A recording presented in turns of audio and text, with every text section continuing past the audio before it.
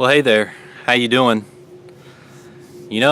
Sometimes our selfish expectations can get in the way of having a really good relationship.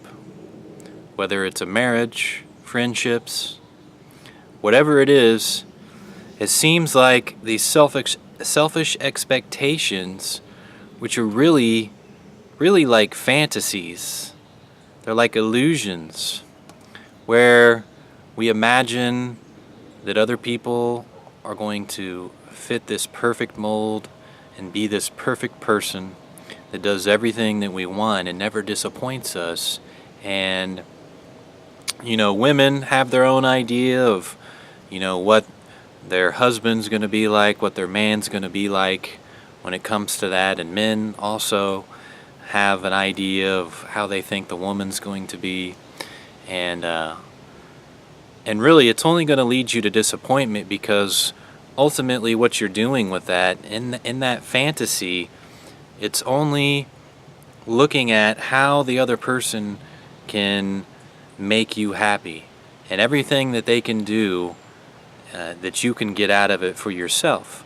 But you're never thinking about their interests. You're never thinking about what you can do to please them.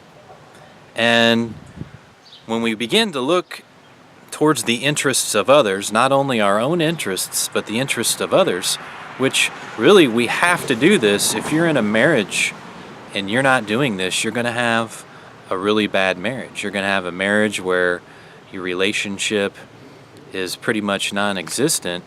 And it really, with most other relationships, they're not going to be relationships where you're really one, where you're really flowing with each other and things are just working and clicking. And when both people are looking to the other person's interests and they're less focused on themselves and what they can get out of it and what this other person didn't do, because if you're only looking at what you can get out of it, then a lot of times you're going to begin to see after a while in that relationship how the other person is letting you down. And then you're only going to be able to see that and how they're not doing this for you and how they're not doing that for you. But if you let those things go and you reverse your mind, these paths that have been laid down over the years for most of us, we have to forgive and we have to begin to let these things go. But if we really begin to look towards the other person's interests, which for women that might look a little bit different than for men and the things that they're doing, but if we really begin to be for the other person, be for them, and honor that person.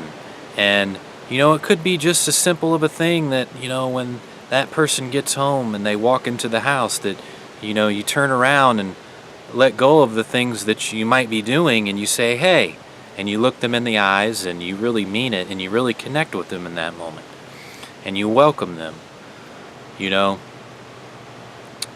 You're putting the interests of the other person first so that you can bless them and please them and uplift them. And then in turn, what happens when you do that, even if the other person isn't doing that, you begin to put their interests first. More than likely, they're going to change. They're going to pick up this spirit, because when we do this, we're really operating in the spirit of Christ. We're operating in walking by the Spirit, and the fruits of the Spirit begin to come out. And it's almost like there's going to be so much positivity that it's going to break down the darkness that's around you. And the darkness is going to begin to come out of the other people, and light's going to begin to come into them. And then they'll begin to see how they can operate in the same way. And they'll want to bless you as well. They'll want to put your interests first and do what they can to make you happy. So when we do this, though, you're going to see that it's not taking away from you, but it's actually giving you more joy, because you think less about how other people have hurt you, and how, resentments and unforgiveness and what these people haven't done. And you begin to see that, you haven't been perfect and you haven't done everything right, but you can begin today to begin to do things in the right way. It's called the new way. And this is the way that God wants us to operate by, so that we can bless the world. so that we can change the world from being a place where everything is about being selfish and self-centered, and to a place where we're focused in the right self and the better self in the Spirit of God, and we can truly serve other people, and we can become loving to ourselves as well. We begin to let go of our grievances and let go of the darkness, and we begin to see who we really are. We begin to see our real identity so that we can serve others and have that happiness and that joy that it brings.